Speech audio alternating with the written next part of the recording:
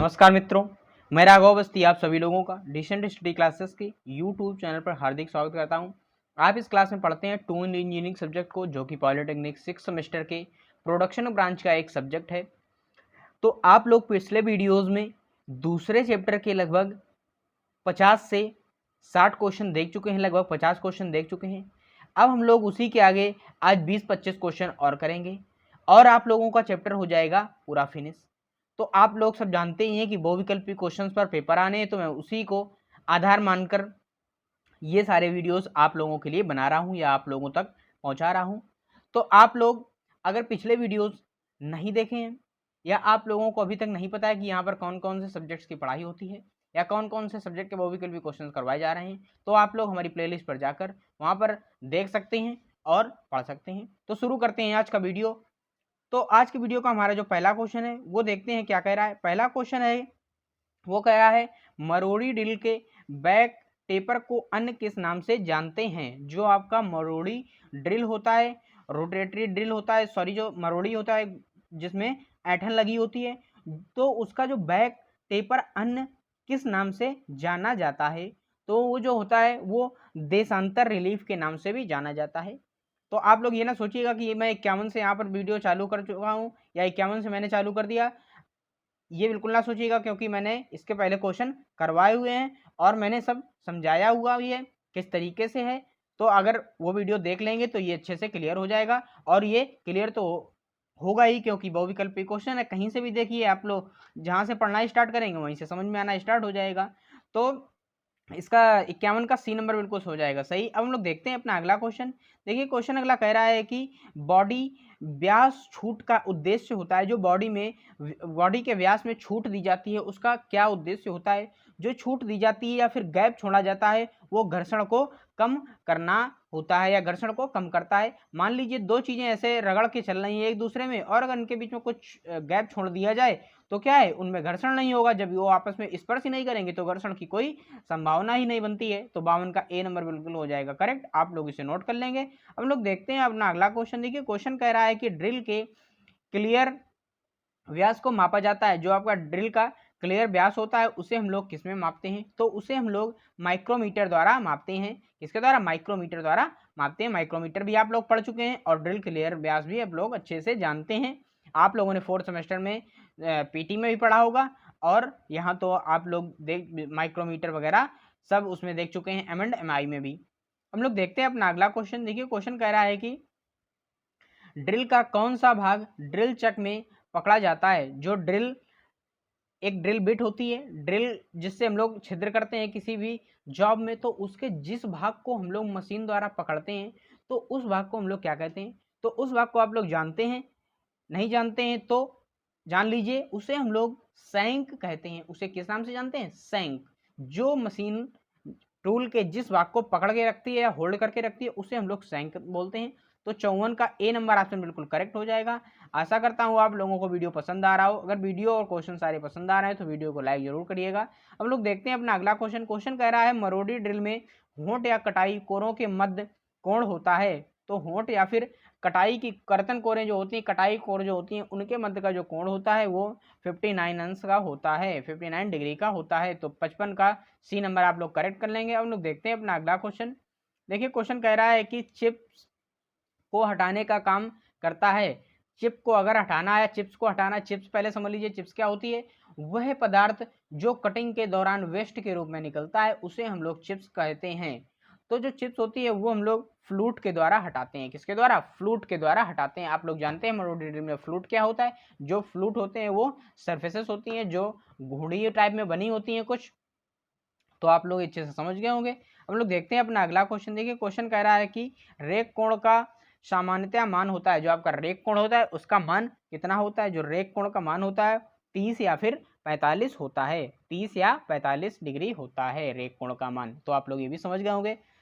हम लोग देखते हैं अगला क्वेश्चन। देखिए अगला क्वेश्चन सबसे ज्यादा परिचित और आप जानते भी हैं, कर्तन गति का सूत्र होता है। कर्तन गति का सूत्र जिसके लिए लिया जाए बिल्कुल सेम ही होता है, वो होता है v बराबर pi D N upon 100 metre per minute. Unit जरूर याद रखेंगे, बहुत ज्यादा इंपॉर्टेंट है ये।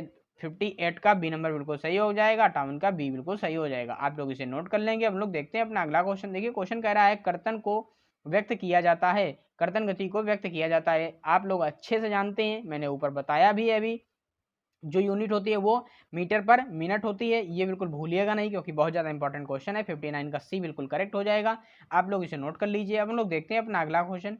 देखिए क्वेश्चन कह रहा है कि हल्के स्टील की कटाई गति होती है, जो आपका हल्का स्टील होता है उसकी, जो लाइट स्टील होता है उसकी जो कर्तन की गति होती है मैक्सिमम कितनी गति से हम लोग किसी भी धातु को कट कर सकते हैं, तो वो होती है 30 से 40 मीटर पर मिनट होती है। तो ठीक, आप लोग ये समझ गए होंगे। तो 60 का डी नंबर बिल्कुल हो जाएगा करेक्ट, आप लोग इसे नोट कर लेंगे। अब हम लोग देखते हैं अपना अगला क्वेश्चन। देखिए क्वेश्चन कह रहा है रीमर किस प्रकार का टूल होता है। जो आपका रीमर होता है, रीमिंग प्रक्रिया आप जानते ही हैं। रीमिंग प्रक्रिया में क्या किया जाता है कि कोई हमें ड्रिल दिया जाता है, अगर उसकी अंदर की हमें या आंतरिक सतह को हमें साफ करना है या शुद्ध बनाना है तो हम लोग रीमिंग प्रोसेस का प्रयोग करते हैं। रीमिंग में क्या होती है, ड्रिलिंग की तरह ही, ड्रिल बिट की तरह ही बना होता है, जो कि बेलनाकार होता है, बेलनाकार आकृति का होता है, और उसे हम लोग उस छिद्र के अंतर ले जाते हैं और अंदर की जो सतह होती है उसे हम लोग साफ करते हैं। तो जो ड्रिल की गति होती है वो बिल्कुल ड्रिल के ही समान होती है। तो वो ड्रिल कैसे रोटेटरी मोशन में गति करती है, तो रोटेटरी मोशन होता है। अगला क्वेश्चन भी इसी पर आधारित है। वो इसने पूछ दिया इस क्वेश्चन में कि रीमर की बॉडी होती है, तो मैंने आपको बता दिया जो रीमर की बॉडी होती है वो गोल बनी होती है, बेलनाकार होती है। तो इसका सी नंबर सही हो जाएगा। 61 का ए नंबर बिल्कुल करेक्ट है। रोटरी गति करती है, घूम घूम कर ये अंदर की सतह को काटती है। और जो 62 है ये गोल होती है, तो इसका सी नंबर ऑप्शन बिल्कुल करेक्ट हो जाएगा। तो 61 का ए हो जाएगा, 62 का सी हो जाएगा। आप लोग ये दोनों क्वेश्चन ध्यान से नोट कर लीजिए। अब लोग देखते हैं अपना अगला क्वेश्चन। देखिए क्वेश्चन कह रहा है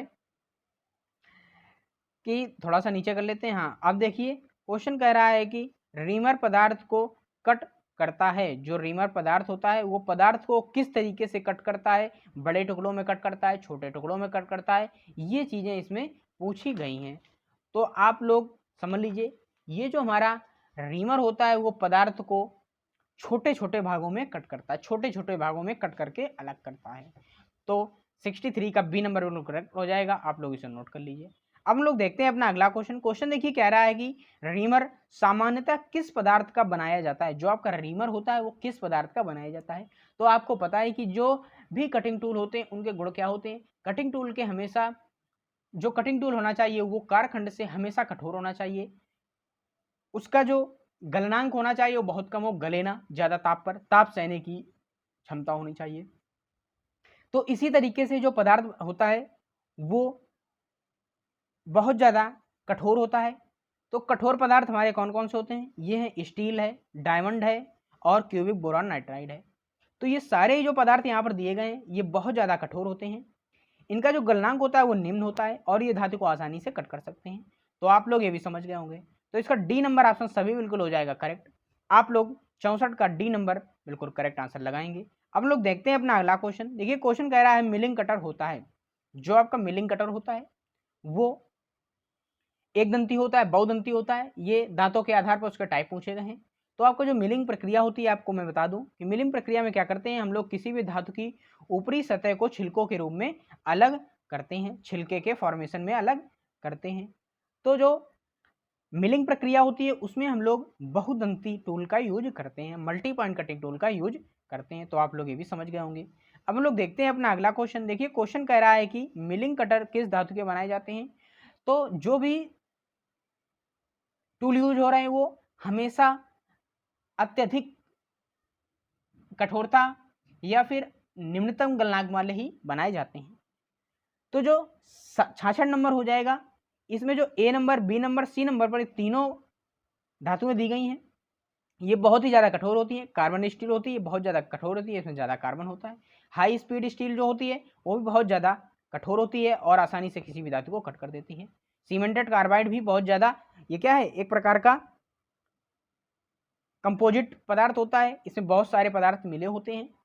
आपको मैंने बताया भी है पिछले वीडियो में, सारे कोबाल्ट होता है, ब्रांज होता है, बहुत सारे पदार्थ होते हैं, वो मैंने बताए भी हैं, लिखाए भी हैं।